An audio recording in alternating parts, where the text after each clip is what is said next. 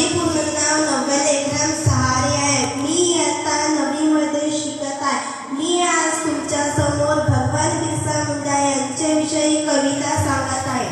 जन्म घेतला जलाच्या पाण्यात, शक्तीचं एक प्रबल बीज उगवलं. ध्वज उंचावला स्वातंत्र्याच्या, शौर्याची गाथा जगाला सांगितलं. उठले आदिवासी, आवाज दिला, हक्काची लढाई आपण जिंकणार. दुश्मनीला ध्वस्त करणार, जगातील सर्व अन्याय तोडणार.